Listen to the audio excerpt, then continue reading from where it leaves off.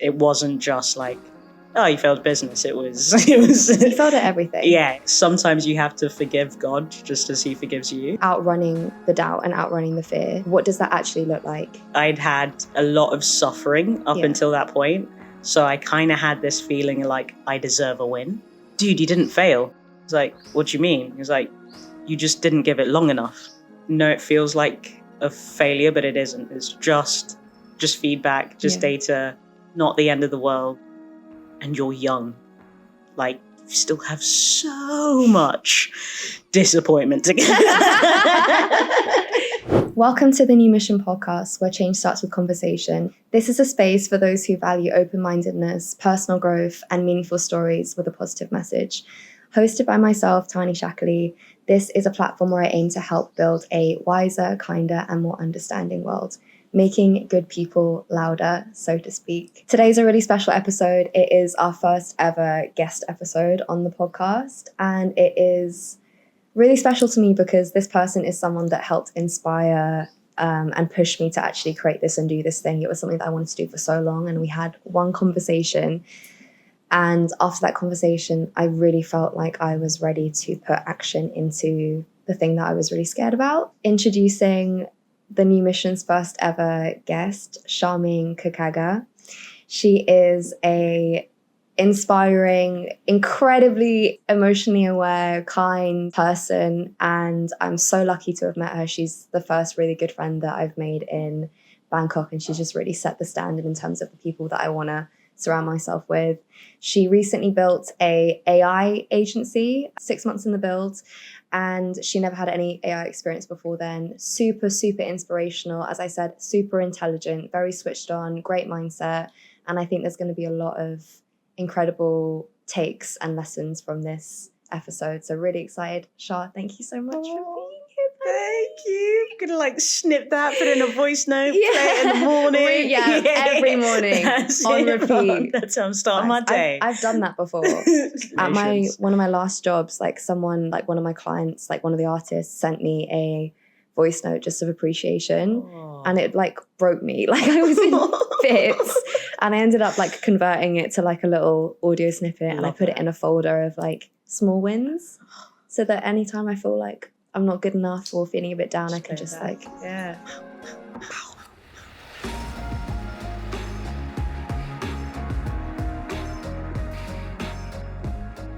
Who else would be my first guest? I genuinely don't know. Thank you. And you're not like someone that is super, like you don't love, like you said online to our mutual friend, that you're not online. Yeah. You don't have social media. Yeah.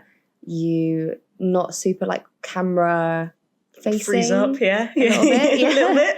Yeah. So it means a lot for me that you're here. Yeah. And that you're doing this. Of course. Yeah. For you, of course. Yeah. So, okay, every episode we do a quote of the episode. So I'd love for you to maybe introduce that. Move faster than your doubt? Yeah.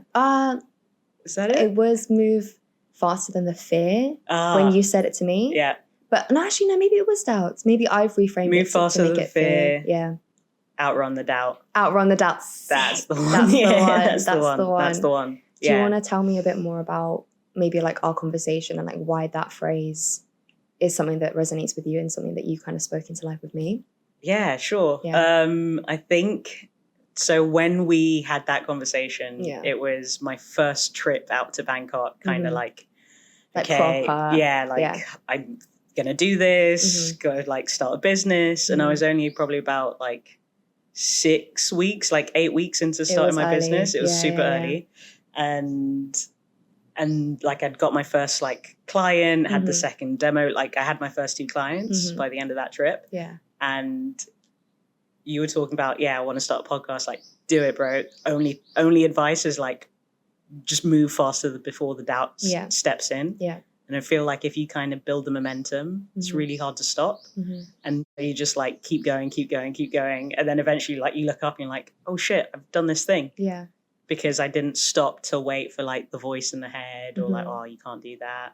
Or the fear to set in where you just freeze and end up doing Is that nothing. something that's happened to you before where like you... All the time. Yeah. Because there's got to be a reason why you even had to like think that way, right? 100%. I think, like, it's probably like my fourth at-bat of business. And in the past, I kind of would overanalyze, try and make it perfect. But that ended up like months of a time just like not doing anything. Just in like paralysis, right? Exactly. Yeah. But then this time it's like, all right, no, fuck it. I'm going to just be dumb. Just do these steps. Yeah. These are the 3 actions I need to take, and just like keep going. Yeah. And then I find that if you're outworking the doubt, you're like building the confidence with each thing. And then you stop and you're like, oh, okay, no, I've got enough evidence here to not doubt myself now. Yeah. I've got enough evidence here to know like this can work out. That's amazing. Oh, That's thank you, so buddy. fucking good. Thank you, buddy. Like when you talk about like outrunning the doubt and outrunning the fear, like what does that actually look like? Because like for me, it's just turning my brain off a little bit and like not over analyzing and overthinking every little thing to the point where I'm not moving forward because it's stopping me from moving. Yeah. But also sometimes I think that like the action, like if you say put 3 actions in, some of those are planning ones, but my like setback is often that I over plan. Do you know what I mean? 100%. Yeah. So I think for what does that look like? Great question. I think it looks like one, having just a general, these are the things I need to do just in the first place. And like, but these are the important things to do. So prioritizing. Yeah. Like, don't spend 1 month on the website. It's not that deep. Right. Like, just bang it out in a weekend. The perfectionism thing. Exactly. And then if there is planning stuff, like I'm going to take 1 weekend to do this. So you're condensing stuff within like a time frame. Exactly. And that's how you actually move forward. Especially for like the planning stuff. Yeah. And the things I know will create fear. For example, like making my first like cold calls. Yeah. I was like, I'm terrified of this, but I'm just gonna this one day I'm gonna call 2 people. Yeah. And I'm gonna pick 2 kind people that I know won't be mean to me. Just get them on a call.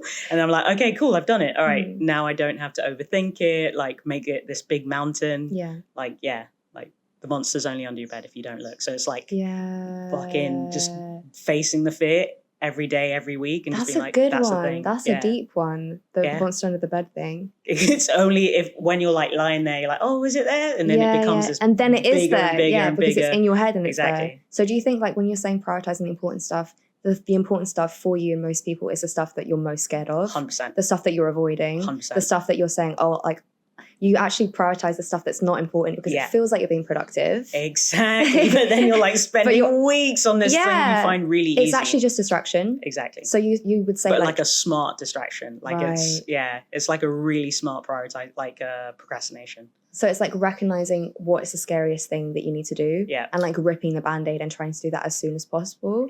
And then as soon as you do that, everything else is easier. That's honestly, mate, because like with this, right, I don't have the branding sorted. Like I have not even done the logo for this, right? But the scariest thing for me was like finding a space and actually just getting on camera and getting like the episode out. The setup. Yeah. And I feel like that now that I've done that, everything else is probably going to be a lot easier aside from actually posting it. That's the next thing that's like, that's crazy. And then for that, you're like, okay, I'm going to give myself like a couple of hours to like think about it. And then we're just going to do it. Just hit send. Yeah, that's the thing. Because like even with like the editing of it, like having to, I don't like watching myself back. It makes me feel fucking ill. Like I actually feel sick. It's actually so just like here, even like when we were listening back to the audio, I was like, this is not this is not okay. This is not what I want to do. Who's that person? But it's also, I know that it is what I want to do, but it's just so uncomfortable. That's keyword. Like what? Like I know it's the important thing that I should do, but imagine I just keep avoiding it. Like how do you avoid avoiding the important thing? Avoiding the important things. Yeah. Again, I think the time thing helps for me, at least. It's like, okay, I'm going to give like a 1 week if I need to do this. Yeah. If I haven't done it by this, what then happens? It's like, no, it's more, okay, then it's about, I'm going to be the bottleneck here. So can I like hire someone? To do it, right? Because I'm the problem. Exactly. Yeah. Just remove yourself. Just remove yourself from the situation. I mean, that's good. That's good. And even like the way you set this all up, like, you could have just been like, oh no, I'm just gonna no shade, like I'll put a mic up in my room and like just have like friends come over, like living room. But you like fully hired people, like hired freelancers, got 3 camera setups. Like that's awesome. Like that's adding like stakes to it a little, and like making it like this is a real thing, this is professional. My version of stakes is accountability. I think that's exactly. That's so true. Like I feel like when there's other people involved, even just having a guest, like the timeline thing, you can't really negotiate that. Whereas like if it's just me filming at home, like, I can delay and delay and delay and delay and delay. That's it. So I guess that's your point with like, if you're the bottleneck and the editing thing's a problem, you just outsource that, so there's another person involved who can hold you accountable on it. And then then because another person's involved, at least for me, like when I outsource, I'm like, oh shit, I've got to do this thing for them to do that thing. I have to do this because they're waiting for it. Exactly. Otherwise they're twiddling their thumbs. I'm wasting both our times. Is that the people pleaser? Use it to your advantage. 100%, buddy. I mean, that's it. It's a little puppy place of your me, strengths just like, and place your weaknesses. That's it. Yeah. So I know that I do have that. I definitely have that tendency. So to like not want to let people down. Exactly. Yeah. And like build it on. Obviously, it can go really toxic, but for now, it's good. So let's talk about the business. Yeah. Right? Let's talk about the business because this is a massive part of your life right now. It's the only fucking part of my life. To put it lightly. Yeah. So let's talk about what inspired it. Okay. Yeah. So start from the beginning. Like a weird, like done many jobs, lived many lives kind of thing. But I was working as a recruiter in TV, and then I'm like working remotely, live my best life, like part-time, just hanging out in hammocks, reading. Beautiful time. The good life. That sounds fucking great. Normally it's like my job was shit, my boss was awful, I hated the people that I work with, but like living. Yeah, living. So why did we introduce stress? But then like, so I had loads of time and I was like reading books, and like I think the business thing is something I've always wanted to do. Like I started a dropship site when I was like 19, Love like that. years Love ago. that. I feel like everyone's tried the dropship. That's it. I've definitely done that.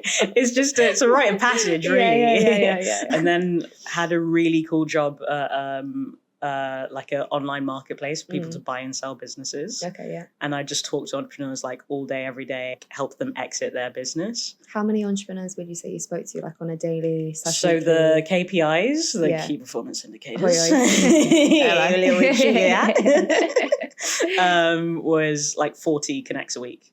Fuck. Yeah, and 100 outreaches. Yeah. 100 out. Smile and dial, That's baby. crazy. Yeah, and it's calls, It's right? calls, it's video. Yeah. It's emails. It's everything. So it's like real sales. Yeah. To its core. And it was one of the probably like game-changing experiences, because I'd like look at FBA businesses, like Amazon businesses. I'd look at like direct to consumer, so e-commerce, look at SaaS, look at content businesses, like so all types of businesses, just learning about them, like seeing their P&Ls, like unreal, like getting to talk to them, like, oh, what inspired you to start this? Why are you looking to exit? Like how much are you looking for? Just a wealth of like different perspectives. So much knowledge. And like knowledge. Yeah, like street MBA. Like, were you in sales previously? No. This was your first time. This was my first. So it's kind of deep end. Yeah, a little bit. Single swim. Yeah, a lot of swam. Yeah, a lot of my jobs and stuff have been single swim. Yeah, I was a recruiter before. They're like, oh, we think you should try sales out, and I did. And I was like, cool. Was it something that you felt you hit the ground running, or was it something that you Definitely felt like? Not. I think sales is really, really hard, and like I think a lot of people when they start a new job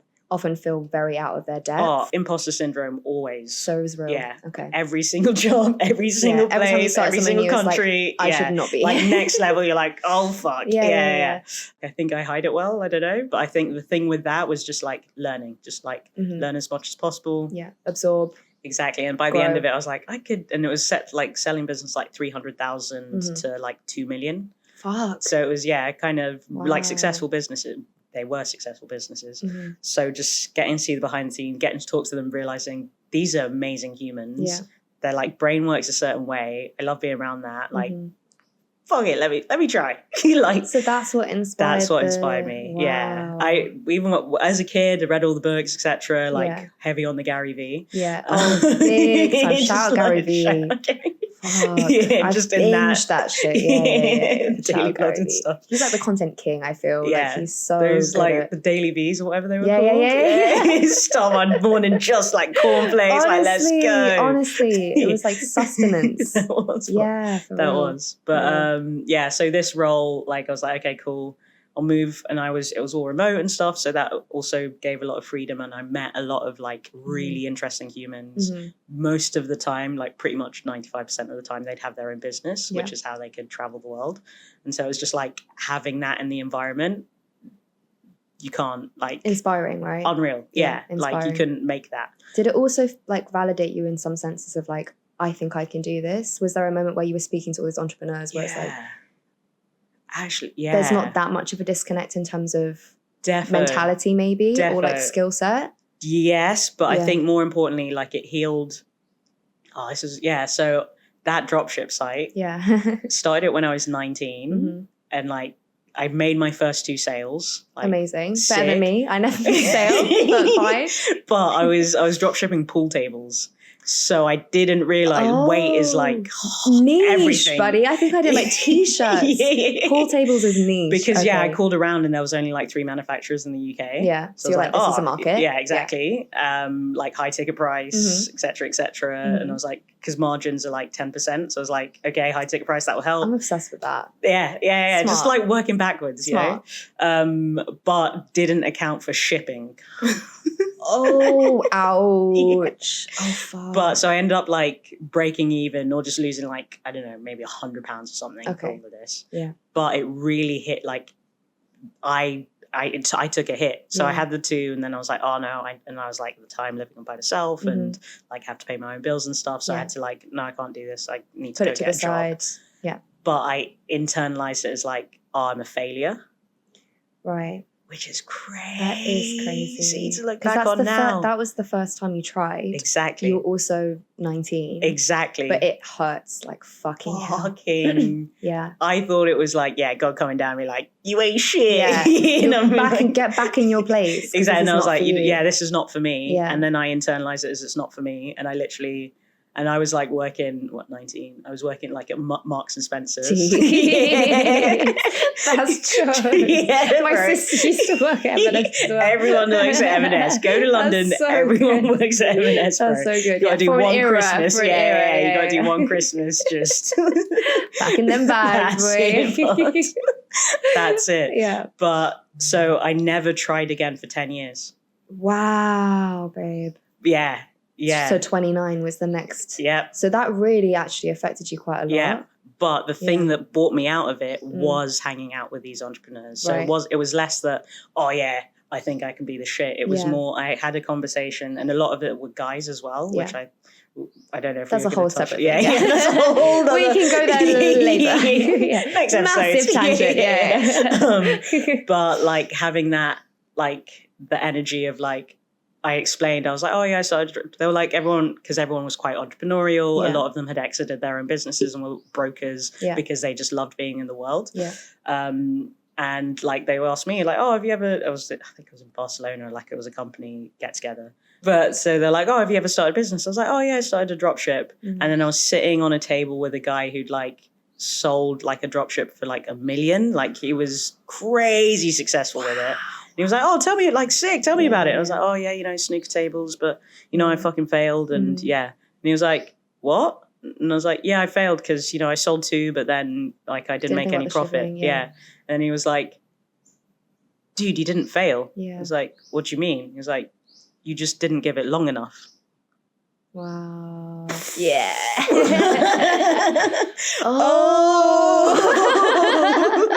He was like, you didn't fail. Like, dude, it took me like 6 months to make my first sale. Yeah. It was like, you did it because I did it in a short amount of time. He was like, and you made your sales, like, you didn't lose tons of money. You like broke even, which is amazing. Which is amazing when you're first fucking yeah. And he was like, you just didn't give it long enough. Like, you shouldn't have treated that as a failure. You should have just treated that as data. Interesting. Yeah, to learn from. And that was the switch? That was the switch. It's fucking amazing. And I was like, fuck. And then it was I've just wasted 10 years. No, never that. Never that. But I've taken a crazy detour for 10 years thinking that this wasn't me. Yeah. Just because of like a way I like my perspective on it back then, which is completely fair. You were also 19, like having True. really strong self-belief and like mindset towards rejection at 19 It is quite rare. Really fucking hard. Yeah, like it's really fucking hard. I also feel like the 10 years between when you were 19 to 29, you also sorry, not to like really emphasize how long that is,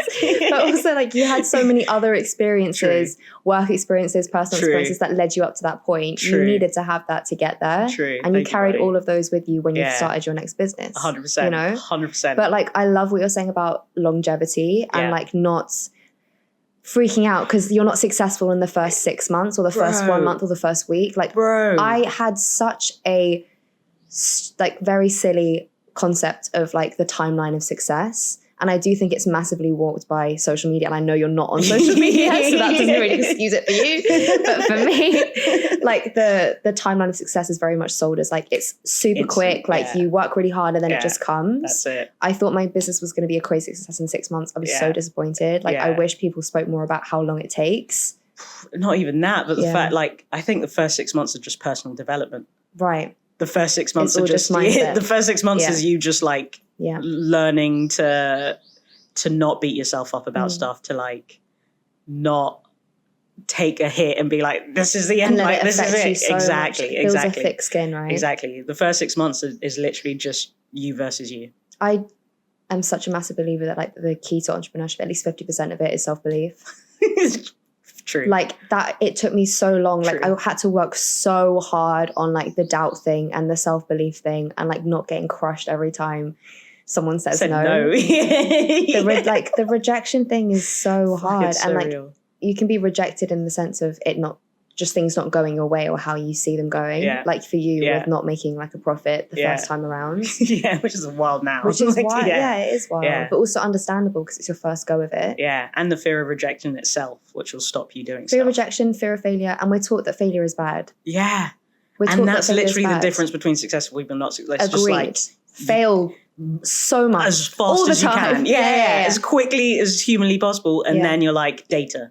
Yeah. And then treat it as data. Yeah. And like, hanging out with those guys, they literally just treat it as like a science experiment, especially with like the VC types. Yeah, they're all about frameworks and a lot of them come from like consultant backgrounds. Yeah. So their mindset is like, oh, this is my hypothesis. I'm gonna give it like a period of time where I will test whether this is gonna work or not, and have zero emotional attachment to it. Yeah.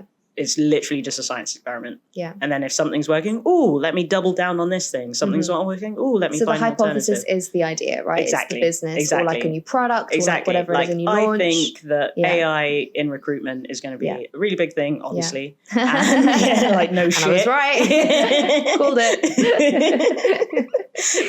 And this is a big enough pain point that I could like have a service or a business in. Business before this, like didn't give enough time, but also like pick the right vehicle. Yeah. So it was a software as a service. So that was the thing I started as a recruiter in TV. Like built the app, spent lots of money up front. Yeah. Like because you're building the software, and then be like, oh shit, I've got to like go market it, and then found like this isn't as big a pain point as I thought it was. So testing the demand at the very beginning before you develop the full thing and invest a shit ton of money. Yeah. But again, now that I had the whole, this isn't failure, this is data, I was like, cool, what have I've got the skills. Yeah. Like now I know how to build a software. Like now I know how to hire freelancers. Yeah. Like now I know, and like literally sat down and listed lessons, everything I've learned, like good, what can be improved for the next time. Yeah. And like next time improvement, pick a service-based model because that's an easier thing to like manage and do. Yeah, I love that. And the cash flow is easier. Like don't spend money before you've tested demand. Super. Yeah, I feel like there's no lessons in getting everything right. There's actually no learning in being perfect. Okay. I disagree. Let's hear it. I think there's lessons in everything. Tell me more. So like, for example, if I have a success or I had a success, it would be like, okay, you can get probably not as hard hitting or emotionally as like violent, but you can like be like, oh, this worked because I had a team. Or actually, that's a great example. Like, but do you mind if I interrupt you? Go for it. I feel like to get to a success, we both know that it can't be perfect. Yeah. So I just wanted like stop you there. Yeah, you're right. Completely contradicting myself. I just feel like there's no success without failure. Yeah. And if we did everything perfect the first time, there'd be no lessons and there'd be no growth. So you'd never be able to do the testing thing if you're always getting everything right the first time. Because you wouldn't even try and tweak it. But also, it's not possible. Yeah. It's not fucking possible. Like even if we all had like 100 mentors and like the entire blueprint, it's impossible for us to get everything perfect. And you still need to like get a little ding. Yeah. Like, touch the stove. Exactly. Yeah. Just like the tweaks and like the mistakes and like the learnings. Like it's all part of it. Ooh. Okay. I hope I get to a point where I'm like, I feel successful, but I'm still tweaking. That's good. I mean, interesting rephrase. To clip that.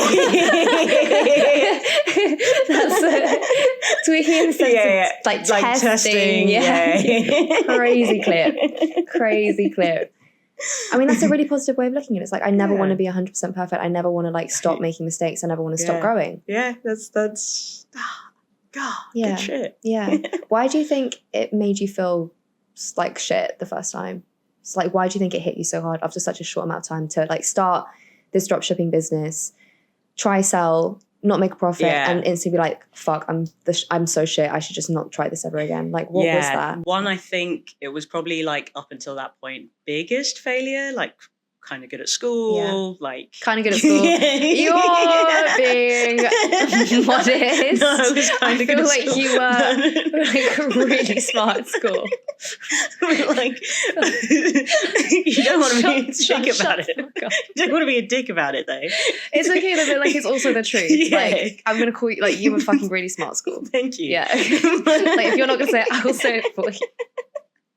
But like, so it was like my first thing, and then I think I'll go a little deep on this one, but like I think I had this is important. I think like I'd had a lot of suffering up until that point, so I kind of had this feeling like I deserve a win. And I hear that. So it was like is this not like, have you not fucked with me enough? Like, this is the only thing that I wanted. Yeah.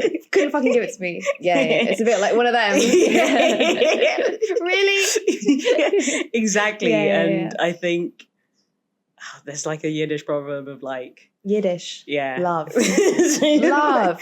Yeah. I think, but like sometimes you have to forgive God just as he forgives you. Yeah. Of That's like, beautiful. That's and I think beautiful. Those 10 years was, or at least 5, like half of them was a lot of resentment towards like higher power and being like, oh, you didn't give me that one thing when I was 19 and it didn't work out the way I like envisioned it. And a lot of the reason I got through everything I've gone through is because I had this like really high vision. And as soon as that didn't happen, it felt like a disappointment. And like when you're like, disappointment means like to break a contract. Right. So it's like to break a contract with God. So healing that in that time, but at first came like anger, resentment, like, oh, if you're not looking out for me, then what the fuck am I doing? Why am I even trying? Exactly. Right. So it wasn't just like, oh, you failed business. It was. You failed at everything. Yeah. It was Sorry, I didn't mean to.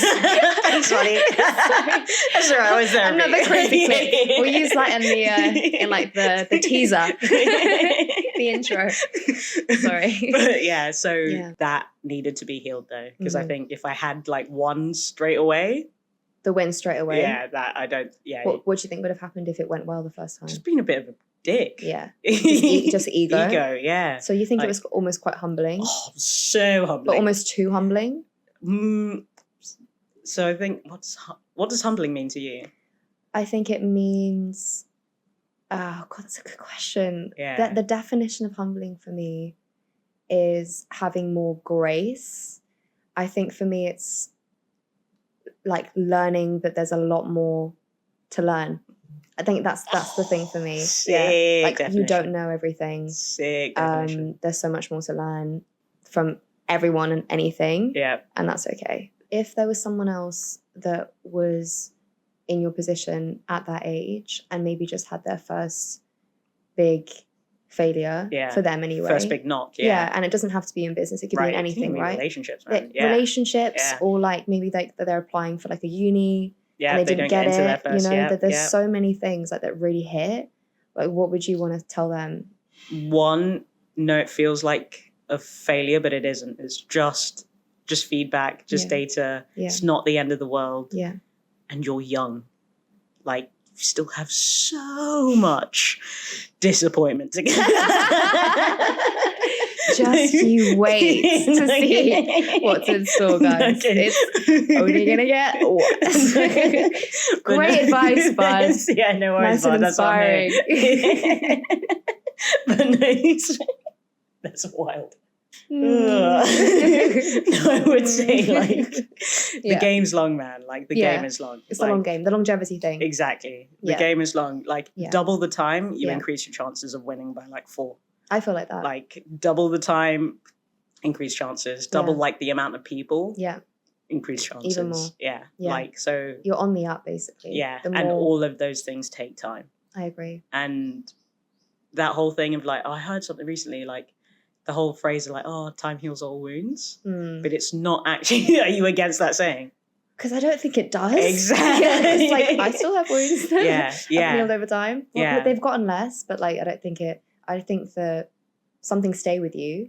But also some wounds are, like, it's the whole point of, like, the lessons thing, right? Yeah. And I genuinely feel like also, for me, such a big thing is, like, when something has gone wrong and, like, we've learned something, it's such a blessing because you can actually teach other people or, like, use that experience to, like, help other people. That's beautiful. It's like the analogy of, like, you get cut and you have a scar, but, like, you can actually prevent someone else from having that same cut and that same scar because you know how it happened to you. Yeah. So you can avoid it for someone else. That's a really beautiful way of looking at it. I look at a lot of, like, the hardships in life like that. Like, but, like, for example, with, like, my anxiety, I had so much, like, resentment, kind of like how you felt, like, towards myself, but also, like, why am I having to go through this?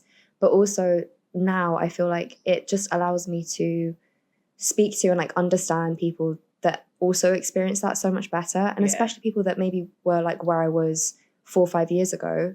The fact that I went through that and, like, I'm now here and like have all these coping mechanisms and, like, this mindset stuff means I can help other people get to that same place. I just wish it was a little easier, though. I really do. Just in general? Yeah. Me too. Yeah. Me too. But the friends thing is the wildest for me, I think. Let's talk about it. Yeah. So how would you, like, describe this issue? I think, so I realized, like, just friendships in general, like, for me, they hold, like, a real reverence. Or, like, importance. Thank you. Cool. Yeah. Oof, you don't need to use the big words. You can use the big words. Yeah. I love it. But I'm gonna add the synonym for like my sake and, like, people that don't know what that means. But, like, I think I hold them up higher just because, like, the no family thing. So it ends up being, like, this really high stake. It's important. It's pedestal. Exactly. Whereas I now getting older, learning to, like, chill out a little bit with that. Yeah. But then it still is, and I think it's just, like, me always trying to fix. When it doesn't work, I'm like, like, what can I do? Yeah, trying to problem solve it. Exactly. Yeah. And I think, to your point, sometimes you just gotta just be like, just let it go. Just, if it's giving you, like, anxiety or, like, a lot of, but then at the same time, I think I'm really lucky of, like, having loads of really good humans in my life and, like, really, like, you deserve that. Thank you, man. Like, long ass friendships, like 17 years, 15 years. Insane. Nuts. 17 years is insane. Yeah. I think oldest is 22 years is the longest friendship you've had. That's still, and it's still maintaining today. Yeah. Wow. Which is nuts. What would you say is the reason why you've managed to, like, keep such longevity with these friendships as you've changed? I just can't get rid of them. No, kidding. I think when I'm kind of, like, maybe crazily open. So when going through change, I'm like, guys, I'm going through this change. This is how I'm viewing it. This is how I'm viewing the world. So it's never a secret. Yeah. And then also at the same time, I think credit to my friends. A lot of them similar to you, like, super motivating, also growing, also like wanting the best for their life, for their friends. Do you feel like you're growing at the same rate as them? Yeah, and even when we're not, they're like, you go, you shine, like cheerleading, or the sick. Opposite, or like if they're growing and I'm not, I'm like, how can I help? Like, See, that's really special, and I think that's really mature because what I find a lot, and like I can even speak from my experiences that like when you have a friendship, especially something that started like when you were younger and like it was special and you had like the context of like school or like work or like, you know, family, friends, whatever it is. And then you grow and then you move schools and then you like go to the different workplaces and you just change so much. Yeah. For me, I've found it really hard. Like if I feel like I've changed a lot and maybe other people like haven't or like have changed in a different way. 100%. Yeah, there's such a mismatch because part of my growth is like I want to be around people that are like-minded. I want to be around people that like want to see me succeed and like believe in me and push me and like have the same mindset. And it's hard because I feel like sometimes there are people that don't always, there's just a bit of a mismatch as you age. Yeah, I think also the other like there has been times I've had really good friends and I've fucked it. Oh, that's sick. Like, that's great of you to be able 100%, to say that. 100%. Like, and who changed my life or really help and like, and in the moment, and for me, it's a lot of the time to do with like when I'm very stressed or like I'm like I get so like no, this is my goal and nothing else matters, and like tunnel vision right.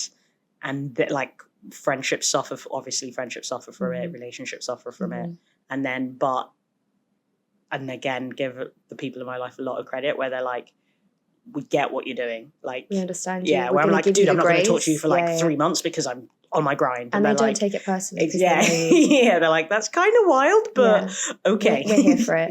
That's yeah. beautiful. Yeah, that's beautiful. The friends that understand you, the friends that give you space, the friends that know it's not personal. Yeah, but now learning to like communicate and like not be like all or nothing with it and not be like, you're stopping me from being great, like which was the younger version of like everyone was an enemy and I'm in this on my own and like my back's against the wall, so like I need to do everything I need to do to succeed and everything else fell by the wayside. And weirdly now I've let that go and now I'm having a bit more fun with cool people. Like I'm more successful than I've ever been. Like, you think there's success in stopping being so like individualistic and like it's just me and like I'm the only person that can contribute to my success? Because if you think like that, like, you know, that's like, a hammer only seals nails.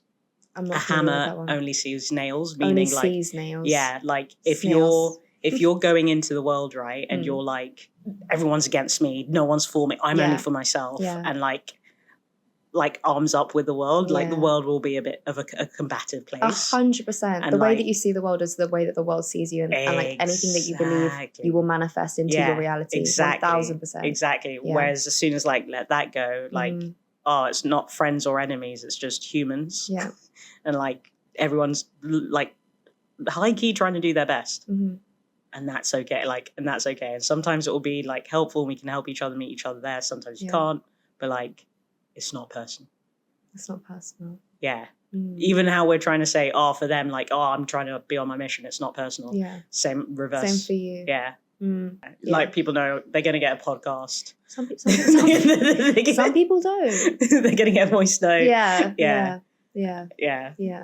Okay, so what I was thinking about was about how we were talking about the fact that you're really bad at making decisions. I loop. And sorry, that was a joke. That's really harsh. Yeah. The fact that when you loop, it's your indecisiveness. Yeah. And it's the first time I've ever heard that. Like it shook me. What did you think it was before? Me just trying to get to the like fix. Yeah. And just trying to solve the problem. So just like the problems. And like I need more like data or time. To like keep going. I need to interact with that person a bit more. I need to like keep pushing up. Okay, so let's talk about gut. Let's talk about intuition. Yeah. The killer is. The intuition says it from. Have great intuition. Crazy. Like I've met people, but I haven't read, as in like I didn't know what they were like. Yeah. Until after, and then their colours are revealed. Yeah. And you've called those colours instantly. Like 2 seconds. So that's just such a great testament to the fact that you have a great read and like great intuition. Yeah, but I just don't. Why you make when it comes to like your relationship with these people and when you have a first link up and you have a bad read, you give people a lot of grace. Yeah. You give people a lot of grace and like a lot of second chances. Yeah. 3, I think, is my number. 3? Yeah. Mine's one. No, mine's two. Okay, that's cool. Yeah, I don't know, man, because like, at the base of it, we're all on this rock just trying to do our best, is how I view everyone. You're an empath. Yeah, I guess so. But I'm very thinky with it. That's what kills me. Yeah. You are an empath. You care a lot about people. Yeah. And you can see things from their perspective. And the whole, I don't want to hurt anyone. That's an empath. Yeah. Right? Like when people get hurt, you probably feel that really deeply. Or like experience emotions. Yeah. You understand what the feels. Yeah. But like the funny thing, with the intuition, you said something about without self-trust. And it perhaps is a lack of self-trust. Yeah. When I'm very, very indecisive, I'm indecisive because I feel like I can't trust myself to make the right decision. So I have to ask other people. Yeah. Big one. And sometimes I view on that too much. Yeah. Like I'll go there too quickly and suck a relying things. Like, I can't figure out like what I'm going to have for dinner. That's crazy. Yeah. But like that, I honestly, like sometimes it's like... You hit me with a voice note about this. Yeah, I have hit you with a voice note for dinner. Well, I don't care to go back. It's like the small things, bro. Like it's so ridiculous. But like it's like you're going to make the best decision for yourself. You need to give yourself the grace to do that. Or similar to the failure thing, just accepting you can't get perfect. Yeah. And you may do some great people. Yeah. You may... Because I think that is that's what you're scared of. Yeah. So what, like, losing that. So I'm scared of like cutting someone off too early and they're like a really baby me. And you've not given them the chance to show you. Exactly. Yeah. Like I'm just not being judgy with it, I guess. Yeah. I think if I meet someone, and I've learned that my old philosophy was like the first time I meet someone I know instantly, that's it, right? That's it, right? Because people do have bad dates, and like sometimes people aren't exactly who they are at heart. Yeah, because of situations or like. I'm saying I wouldn't want someone to cut me off just because of a bad day. But also, I feel like you on a bad day, or it's still not. Like I don't feel like you on a bad day would do anything to make other people feel uncomfortable, or like you wouldn't do anything intentionally like hurt or like. Not how like people can't see themselves like was business. It's the self-awareness. Yeah. But I think now it's getting to a point where like I just don't have the capacity to keep doing the back and forth and getting it so many chances. Yeah. It's not harming me, it's it's affecting you in a negative way. Yeah. It's eating up time. Yeah. And like mental work, which is exhausting as fuck. Yeah, the emotional labor. Emotional labor. And that time could be spent on business. On yourself. On self. Yeah. Which comes first before work.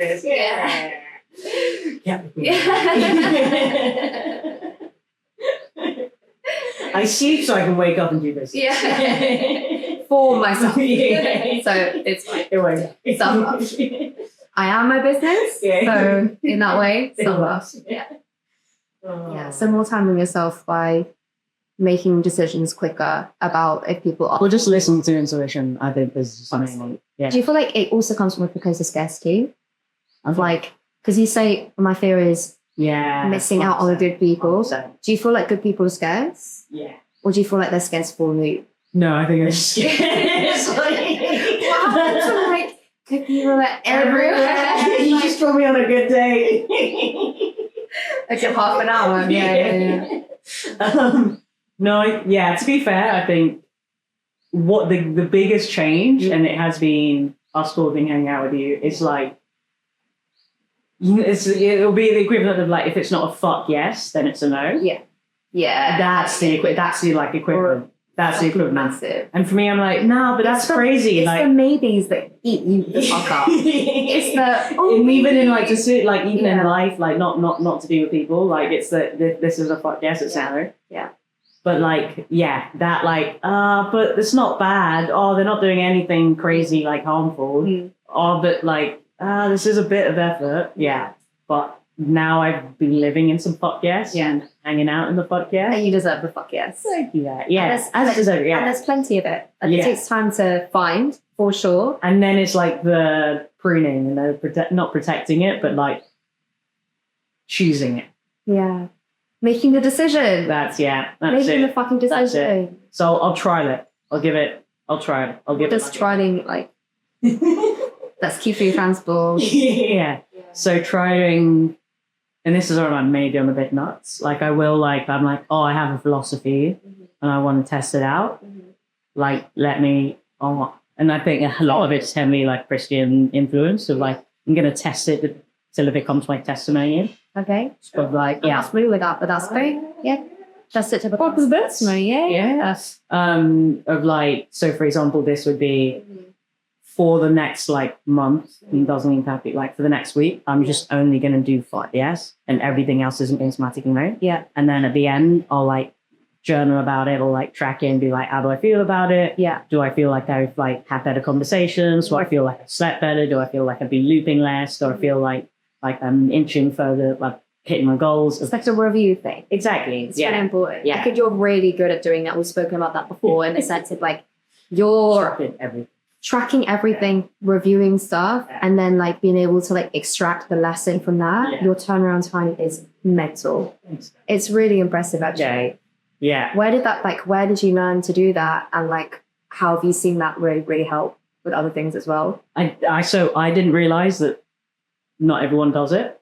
So one, I think only child a lot of time spent alone. So you can like eat these things. Yeah. To journaling since I was like 14, 15. Insane.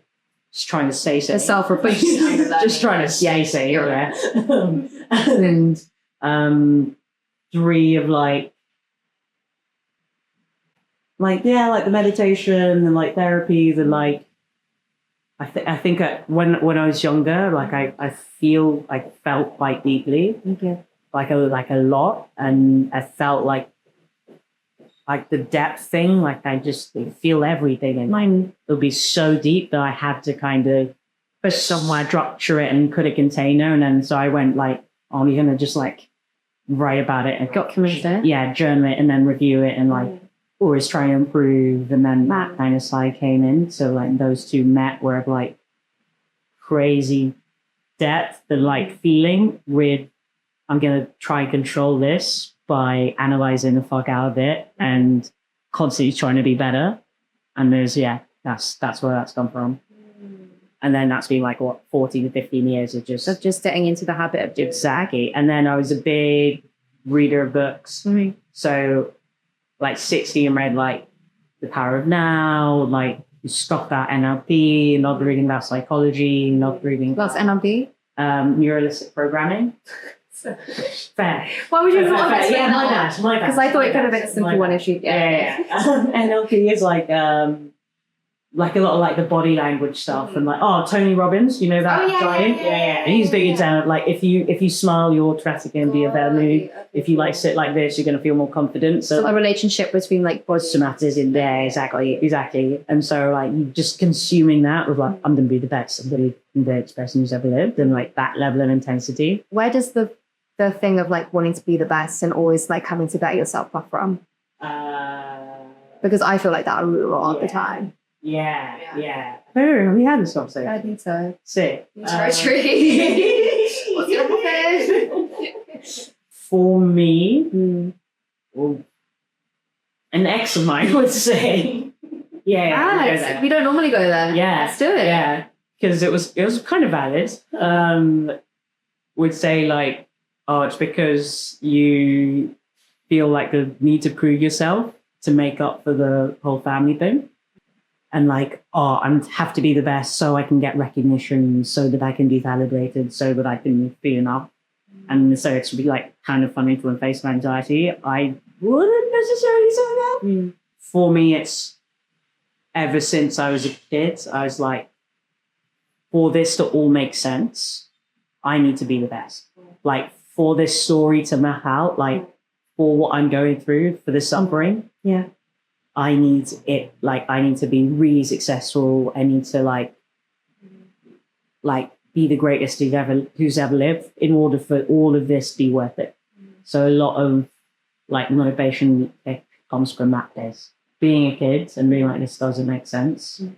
And is it the thing with like why is this happening to me? Yeah, exactly.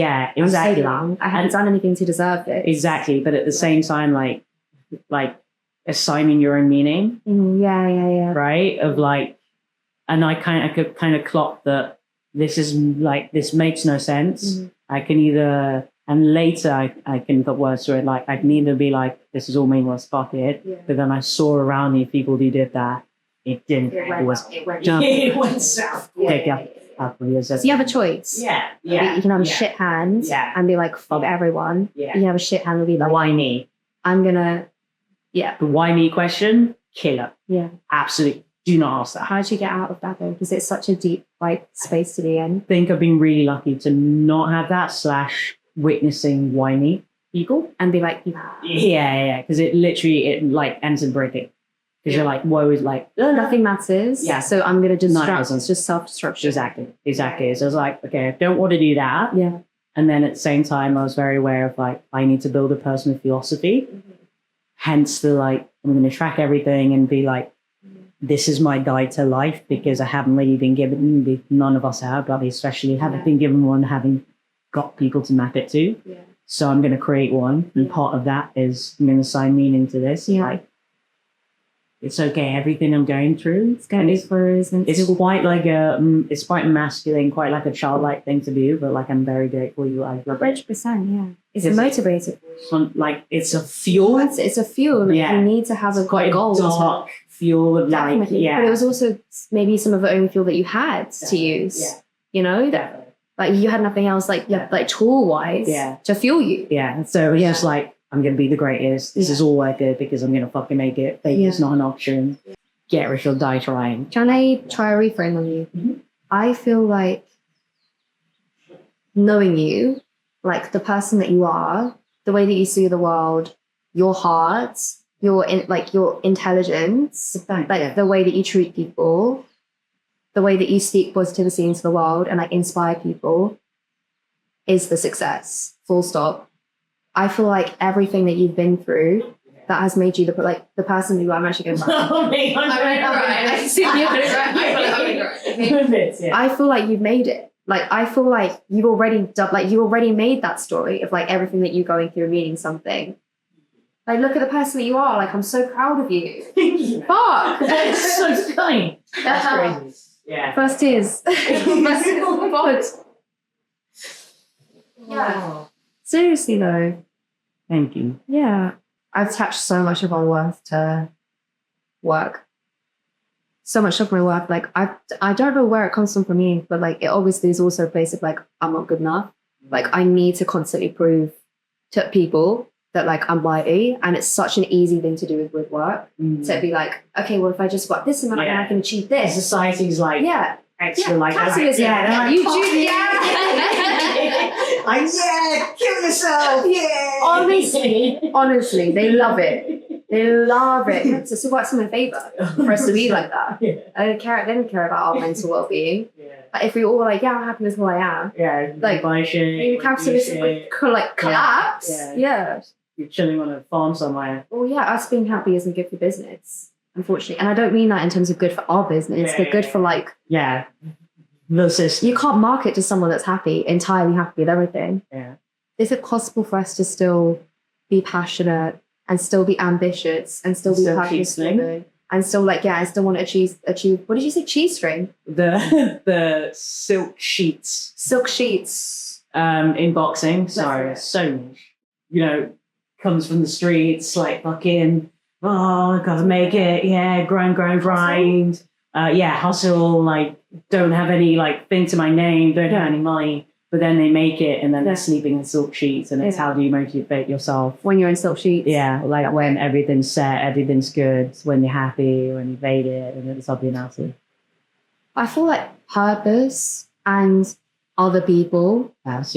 Because if it's just for you or if it's just financial, those are very empty. That's the most not surprising, but like the most beautiful thing I think, like watching how you move, is you are very motivated by other people. I am very motivated by other people. That's your main. Do you not feel like you're motivated by other people? I think you're a little bit more individualistic than I am. Yeah, fair. A little bit. Yeah, fair. And that's not not a judgment. Yeah, not a judgment at all. Yeah. In fact, sometimes I wish I was wrong. Yeah, and I admire it. Yeah, we wish we could like do a little trade, they'll rebalance. Try it for a week.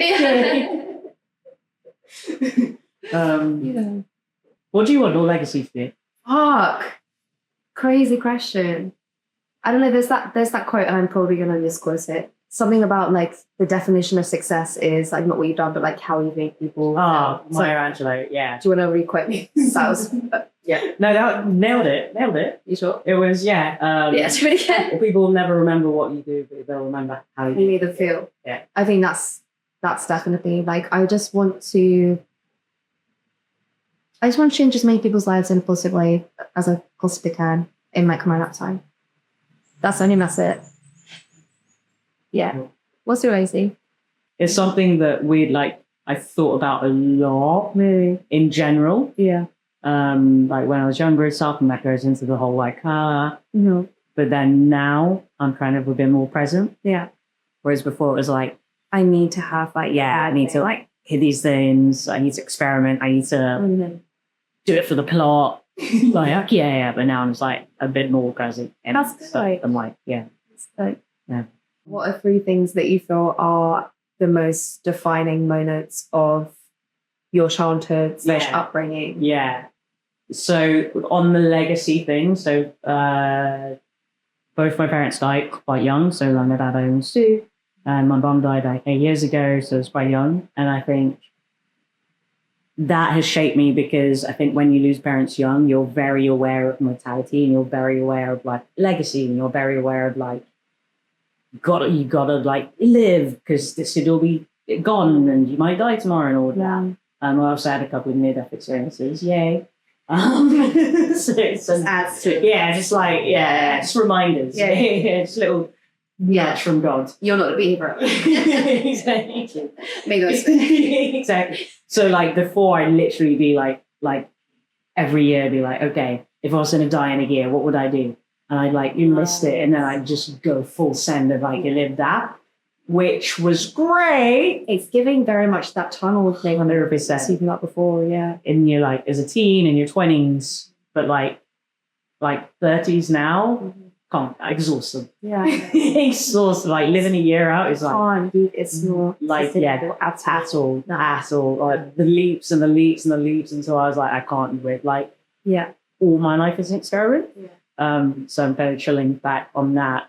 But so I think, losing parents young, but specifically I remember when my mum died, because I was like a grown ass human, was like probably 3. Shit was happening with Daniel and I just found going like, this is the worst I'm ever going to feel. Like, this is the worst experience ever.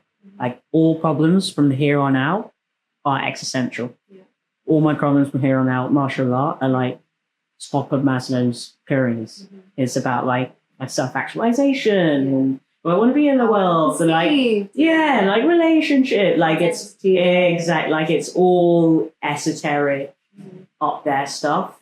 But like I think the losing parents and we're just suffering of general young builds this weird muscle where you're like nothing can fuck with you. Yeah. Like I'm good. If I can overcome this and how like hard and horrific it is, rock bottom. Yeah. There's nothing that can feel. There's nothing that I want to overcome. Exactly. So I think that, and I went to so consciously being like, this is it. Like this is gotta outside of like having my own kids and something suffered are happening to them. Yeah. Like nothing can really match that. Exactly. Wow. So that having that like 23, and I remember like in the hospital being like, okay, what's the one thing I always wanted to do? Work in TV. And literally Paula, she died and within like 6 months, I want to say, got my first job. I didn't know that. That's amazing. Yeah. So you kind of said to yourself, I'm going to just go full second. Because life is too short. Exactly. And then I had moments of those moments, unfortunately. But it's interesting though, because like the life definitely is such a weird reality check. Sensor. Such a like you feel like this like you don't like reality doesn't know if it feels real anymore. Yeah. And your priorities just shift so much. Yeah. And when and again, love sports. in like UFC, I think like fighters, I think there's a thing of like where if someone has lost someone or if someone has just become a father, you see a different, there's like a whole different energy. Yeah. Because it's just like everything becomes fit. Yeah. And in that moment. That's the word, clarity. Yeah. Clarity. Yeah. This insane clarity that you haven't had to. Like everything is balls out. Exactly. Why am I not doing this thing that I fucking want to do? Why am I wasting my time on that thing? It's nothing. Yeah. And I hate it. Yeah. So just like insane level of clarity. So I've had a lot of those moments. So I think, growing up, even as an adult, like they've been shaped me a lot. See, I feel like you mentioned to me before in the past about like how sometimes you will chase or manufacture or like put an intense value on a challenge or like even creating a challenge and suffering because you know that growth is on the other side. Yeah. And I think that's a really common thing that we do because like we know that like being successful does come through being uncomfortable and like being scared. And then throw in your own. Do we need to create that? 100% not. Yeah. 100%. There's some people that maybe have grown up with like very little suffering. Yeah. That maybe would like try to struggle and hold like motivated. I mean, it's an interesting one. So, like, what's your personal experience with that in terms of like feeling like you need to suffer in order to have this kind of moment of clarity or like motivator? Yeah, I think it's less conscious and it's more found myself like in a pattern of like, why am I killing myself via this thing? Or for me, it's working like it's like tracking time, like working 16-hour days and then getting the flu or like getting sick is the biggie, and then being like, hang on a minute. Look, and I know that for you that was sort of very real experience. I've like had a stroke and shit and I still didn't get the lesson. So like about the work. Just about the stress and it's the thing though, like life will not stop teaching the same lesson. Exactly. And every time you get more pissed off, you're like, what are you doing? It's like, why is it happening again? And God's like, hey, buddy, it's happened a few times now. But at the same time, it's recognizing like it's not a test and it's not like we kind of default to what feels safe or what feels like home. Yeah. And this is a big mirrors relationships, right? Like people cooking honest who are very similar to like the way they grow up, household. Yeah, and then if that's toxic, then good luck, have fun on that ride. Until you're like, hang on, I don't want to keep repeating the same cycle. So I definitely feel like I experienced that with the life-death situations. And then on my last near-death experience. Which one's your last? Mexico lungs. Oh, I don't think I even know this one. Oh, you know this one? I know like the stroke. So like my lungs were damaged 40%. Then I got a chest infection. Then I was at altitude. And then like, all right, if you develop pneumonia, you're a bomber. Randomly, one of the software developer bros that I was living with, who used to work as a paramedic, so he got to take me. Yeah, look at that. It was like, I was like, no, I'm good. You know how English people are just like, I was fine. like arms hanging 10 minutes from death. Like, I'll just kick myself. I'll just make a tea. I'll get an Uber. It's fine. Honestly, please don't worry about it. With the free healthcare, it's still like, no, I'm good. With the healthcare. Yeah. But I did one of those. And then I remember thinking like, when I was in bed there, I was like, I can't keep doing this. I can't keep going. Yeah. And I got tricky to be like sickness and stuff. And it's like manifestation. I think that's a terrible area to go into. Okay. But at the core of it, I was like, I think I very much am attaching clarity needing to come from these near-death experiences. And I need to just separate it and just have the badge without an in the experience. Yeah. But also you can't control. I don't think you can't control. Yeah. Or again, what's the better way of putting this? I think like, I do think sometimes as humans, we like want to get permission slips for anything. So you see it when like someone's like, oh, like I've been a terminal diagnosis. I'm going to go live my life now.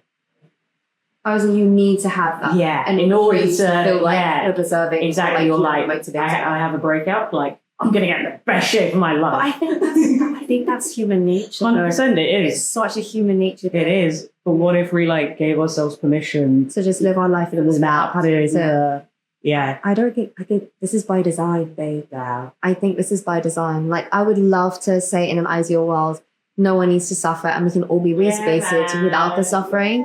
But unfortunately, suffering is a part of the human experience, and it shapes us and it teaches us and it motivates us and it builds our empathy and our understanding. But at the same time, not pedestalizing it. Like, right. So you're speaking for yourself. Yeah. For me, it's not like you need that to get to the next stage, right? Which is a lot of the cycles that I was in. So I do feel like there's a part of what I've observed with your relationship to work where you're manufacturing suffering in killing yourself as a work 100%. Because you feel like the only way for you to succeed is for you to be in pain and stress. Yeah. And suffer. Yeah. Valid. That was a valid one? Okay. Yeah. Valid. Working on it. Yeah. And also, I'm super aware that like I'm just kind of coming for you with like these like deep roots. You can throw them back. Throw some back because I feel like because I know that again I learned through. I feel like because I'm like the host. Sorry, I'm the host. And you're the guest. That like in terms of exposure of like vulnerability, it is quite one-sided. I'm here for it. I know, this is like, a therapy if you session. do want to like drag me, no, all good vibes. Also, you do this when there's not a mic. I know, but normally we are. Yeah, it's a bit more excited, and I'm not all like, hey, you've got problems, bro. But no, like. Yeah, honestly, like I think, and I'm super grateful you do that because a lot, like I do it because I love you. But I fucking care so much. I've walked away and be like, absolutely, fuck, I need to work on that. And then I'm like instantly like, okay, how am I going to? But you're so self-aware, you really are, and like I would think you have this open-mindedness that a lot of people don't have, and it probably comes from the fact that you are so self-regulating and like do value like the data, and do value like the growth and like the lesson. Because a lot of people like find it hard to absorb any type of criticism about themselves, and you fucking love it, mate. You're like, let's fucking go. Yeah, ended in like weird parts because someone can like do that, and then I'm like, actually, don't talk to me. Actually, wait, this isn't a place. I'm not learning, and this feels masochism.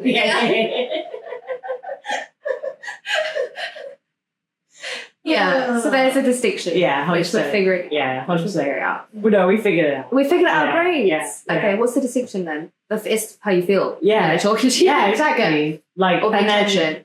The intention, but intention, how you feel, and then also, I will always like, but I'm doing it less now because I will always consider someone like being like, "Oh, you're this." Coming at you with an insult that isn't you, but I will still, it isn't true, but I'll like, it's deeply not true. Yeah, but I'll still consider it. But now, before I'd consider it for like weeks and like really dissect it and be like, oh, am I that? How could I have been like that all day taking it? But now it's just like, consider it for a day, take what needs to, okay, in the next situation, I just need to be a bit more upfront from the get-go. Done. No grants. Yeah, I think it's like taking... And if there is any responsibility to taking that. But also, I think what... You're also really super self-aware there. You think? Yeah. I just think that I think I am self-aware, but I feel like I'm not 100% there yet with it. I think I need to record stuff more. Like, that's why I admire what you do, because... So a lot of my self-awareness comes from conversations with other people, and I really want to start having more conversations with myself. So that it's like, actually know this before the situation is after. And dissecting it. Yeah. So I can be like, actually, this is going to make me feel like this. I don't want to do that, as opposed to, oh, that made me feel like that. I'm preventative versus exactly. Like, because that's preventative as opposed to just like honestly, what are we talking about before you call me self-aware? So go back to the very beginning about this, like really influential things. I think one, near-death parasite, and the third would be kindness to strangers. Wow. When I was younger. And now, like, I think in my, like, since I left home, like, like early teens, early 20s, kindness to strangers has been my way. And a lot of the time it's like people I've interacted with for a couple of days and they give like, shared a story that has changed my worldview. Yeah. And I've been thinking about it, I'm like, because I also bumped into some people who are like, oh no, I did that for you. And I'm like, that's kind of nuts. They're like, oh, they claim it a bit too much. Do you remember that time when I lent you my pencil? You really need that pencil, didn't you? You're well fit. Yeah, I want to know. But like, so I do kind of go into the world a bit like a kid and just like, what can I learn? Yeah, and I think, but being met with people who like teaching in loving ways, like in. Well, it's about you and it's not about them. Or just they're like, hey, I've been in that exact situation before. Like, this is how to kind of avoid the potholes there. Like, if you had the thing of like, a man walks down the road, he sees a hole, he falls in. The second time he walks down the road, he sees the hole, he like walks around it. The third time, he just walks down a different street. Yeah. Like, I thought it was going to be about another man coming No. But like, that level of like, yeah. And I think the kindness of strangers has allowed me to just be a bit like to learn quicker. Everywhere has got something to teach you. Like even our like mutual friend in Blue Stars. Yeah. Jane trained to me. Yeah. Shout out the community. Yeah. But yeah, so like a surf instructor in Portugal, Luis. Sick name. Yeah. Bird. You got to at the end. Luis. In Ericeira. Yeah. And like the way you do one thing, the way you do all things. So I was like, cool, learning to surf. I'm gonna be fucking Penny Slater. I'm on it. Like, you know, I'm like, this is it. I'm gonna be the great surfer of all time. Yeah, exactly. Yeah. So it's like first time out there, like fully going for it. Yeah. And then like he could see me fighting, and he just literally just like swam in front of the board, held the board, and was like, when you're gonna stop fighting and learn to trust. That's my first thought. And I was just like, Papa? Is that you? Oh, literally. It was a moment. It was a moment. Yeah. And like literally, and like through just like the surf lessons with him, and like taught me like, I was like fighting for every single wave, fighting for every single thing. He's like, it's not about that. Relax. Like, that's a good one. 100%. Because I feel like a lot of the time when I sit the fuck back and I stop stressing, all of the opportunities come in. That's it. They all come in. When I was trying so hard, I'm not killing myself, so I was all right, they flow in. That's it. When you're like, my sister talks about this a lot, like self-will versus like God's will. And when you're too in, when you're too in self-will, like I can control everything, it's not working, like, oh, just breathe. Let it breathe. It's all going to fall into place. That's it. Like that. Not going to fall off the board as much. You're not going to think. And get angry at the waves again. Honestly, yeah. That's a good one. What's his name? Luis. Portuguese. We obviously met in Thailand. Yeah. And we met in Chiang Mai. Yeah. Then we went to Pai. Yeah. And then I got mad sick and you were very nice about it. And I appreciated that. Shout out you.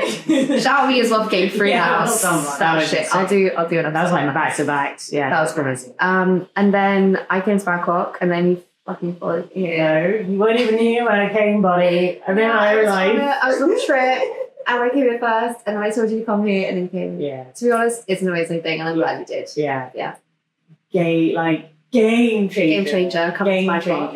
I just Thailand. Because we're both from London, so like that buzz is like very much. Yeah, it's familiar. It's very familiar. But why did you come here in the first place? Like, why not Bangkok specifically? Thailand. So this is probably like my 10th trip to Thailand. Yeah. I've been coming since I want to say the first trip here was when I was 19. Okay, yeah. So from like your adult life onwards. Yeah. And is this the first time that you actually settled? No, so because I lived in Chiang Mai for a bit, right? Yeah. So how long did you live in Chiang Mai?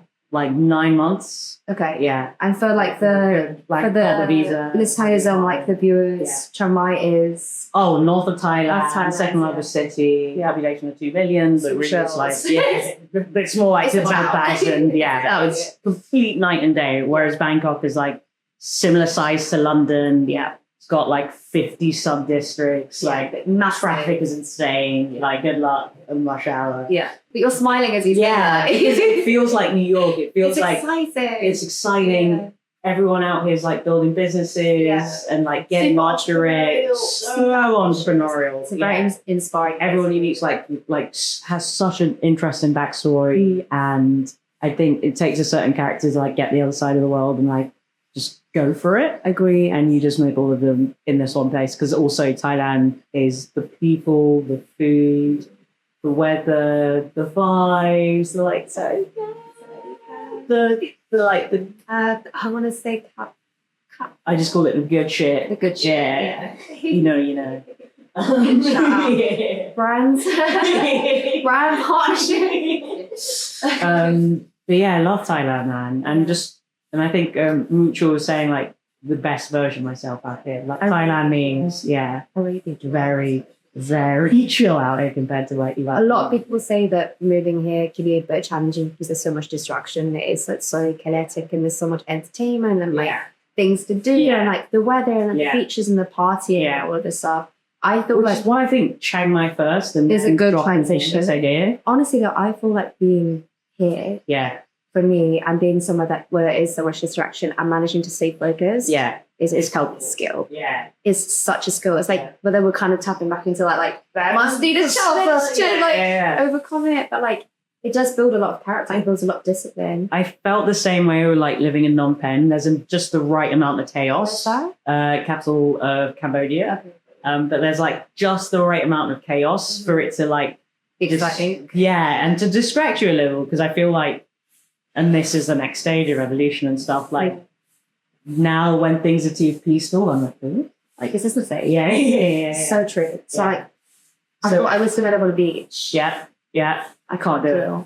It goes nuts. It's too quiet. Yeah. There's not enough. It's stimulant, like stimulation. It's like static, stagnant. Whereas here it's quite dynamic. It's dynamic. There are new things that are happening, new places, new people. 80 ups a day. Yeah. To-do listing. Yeah. 100%. Yeah. It's insane. I'm happy that you moved it. So am I. I'm glad you, were a guinea pig. I did kind of like trial it a little bit. I just thought there's a magic here. There is, man. Wow. Oh. Thank you, Finn. Thank you. I really appreciate our chat. It's been worth it. I always feel like we should change the quote of the episode as well, because is there like a final take or some final thing that you want to share to like wrap up and summarize what we've spoken about? Just do it, man. Just do the thing. Do the thing. Both the thing you're afraid to do. Yeah. Like the uncomfortable conversation you're afraid to have. Mm-hmm. And then also on the flip side, like the dream that's been niggling away at the back of your mind. Yeah, just like listen to that voice. Yeah. And make the decision. That's what I'm going to make the decision. Yeah. Do you want it? Do you want it enough? Is it going to hurt you enough to not do it? Yeah. That is all for today's episode. I hope you've enjoyed it. I know that I did. What an incredible guest, right? Remember, change starts with conversation. Keep showing up, keep learning, keep growing. If you've enjoyed today's episode, make sure to subscribe, like, comment, send us a DM, let us know what you thought. We're always open to hearing what you guys want with this episodes. Otherwise, I hope you all have an amazing rest of the day, week, month, and we'll see you on the next one.